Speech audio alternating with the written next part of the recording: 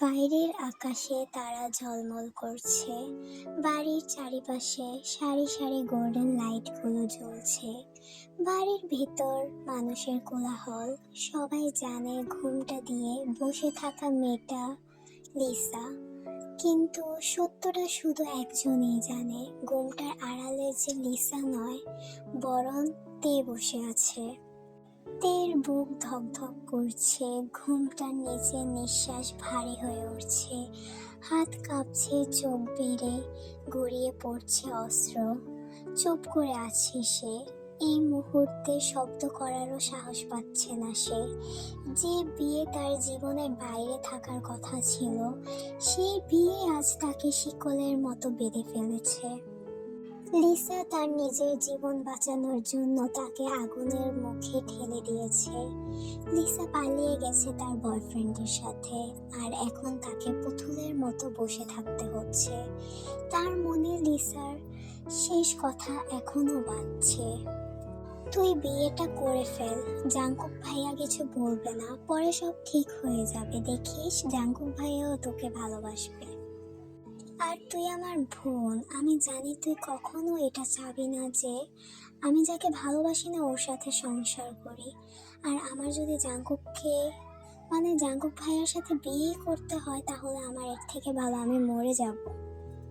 তে জানে সব ঠিক হয়ে যাবে, কথাটা কেবল লিসার মুখের বুলি। জাঙ্কুক তাকে কেমন চোখে দেখবে, তার সাথে কেমন আচরণ করবে, কিছুই সে জানে না। তের হাত পা ঠান্ডা হয়ে গেছে, ঘুমটার নিচে তার নিঃশ্বাস আরো ভারী হয়ে উঠেছে। হুজুর কোণের দিকে তাকিয়ে বললেন, তুমি কি জিওন জাঙ্কুককে তোমার স্বামী হিসেবে কবুল করছো? কিন্তু ঘুমটার নিচে বসে থাকা মেয়েটার ভিতরে যে ভয়, অপরাধ ভূত ঝড় বইছে। তের গলা শুকিয়ে গেছে, মুখ খুলে শব্দ বের হয় না। তার বুকের ভেতরটা হাহাকার করছে, এত বড় মিথ্যা নাটক সে করতে পারবে না। কবুল বলো মা।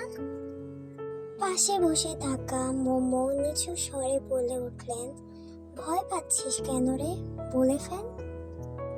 তে কিছু বলতে পারছে না, কাঁপতে থাকে ঠোঁট, চোখ বন্ধ করে নেয় কয়েক সেকেন্ডের জন্য। তারপরে কেঁদে উঠে তে, চোখ বেয়ে অস্ত্র ঝরছে, কণ্ঠ কাঁপছে। সে আর নিজেকে ধরে রাখতে পারছে না। এত বড় বিশ্বাসঘাতকতা করতে পারবে না, পারছে না আর চুপ থাকতে। সবাই হতবাক হয়ে তাকিয়ে আছে তার দিকে। অবশেষে কাঁপা কণ্ঠে বলে ফেলল, আমি আমি লিসা নয়, আমি তে। মোমো ঘুমটা খুলে দেখে, হায় আল্লাহ, এ যে তে। তুই এখানে কেন? আর আমার মেয়ে কই? লিসা কোথায় বল।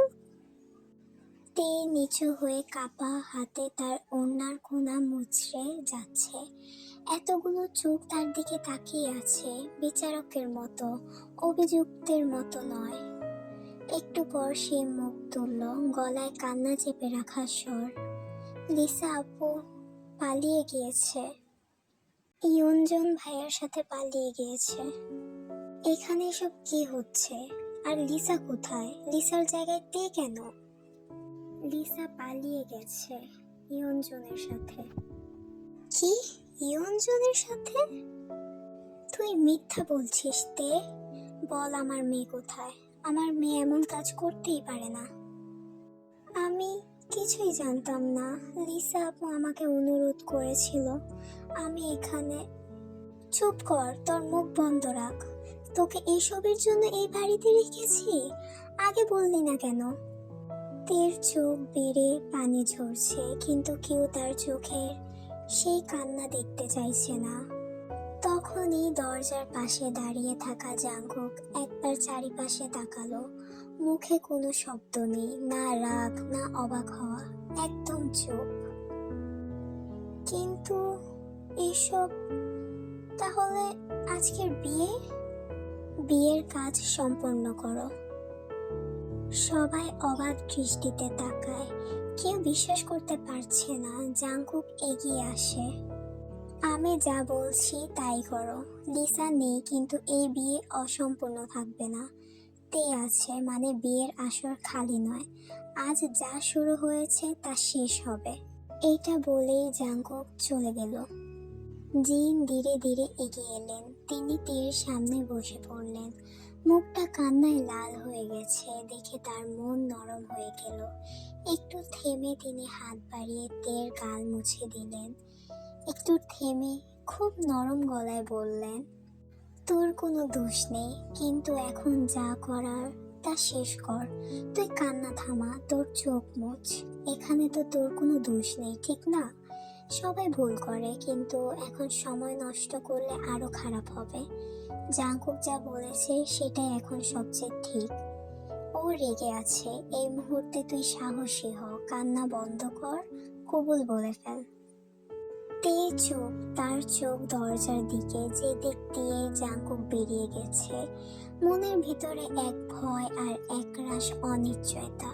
সে জানে না এই কবুল বলাটা ওর জীবনের মোড় ঘুরিয়ে দেবে কিনা। গলা শুকিয়ে গেছে, ঠোঁট লড়ছে। রাত প্রায় 12টা বাজে। পুরো বাড়িটা নিস্তব্ধ। জিন তেকে নিয়ে ঢুকছেন তাদের বাড়িতে। কিছুক্ষণ আগে মুখে কোনো কথা নেই, শুধু চোখে এক ধরনের ক্লান্তি আর চিন্তার রেখা। আজ সারাদিনে কত কিছুই না ঘটেছে। মন যে এক মুহূর্তের জন্য শান্তি পাচ্ছে না। জাঙ্কুক এখনো ফোন তুলছে না, বারবার কল দিচ্ছেন। তিনি সেই দিক থেকে কোনো উত্তর নেই। তিনি জানেন তার ছেলে যে রেগে আছে। জাঙ্কুকের চেহারার আড়ালে কতটা আগুন লুকিয়ে থাকে তা তিনি ভালোই জানেন। এই ঠান্ডা স্বভাবের ছেলেটা যখন নীরব হয়ে যায় তখনই তিনি বেশি ভয় পান।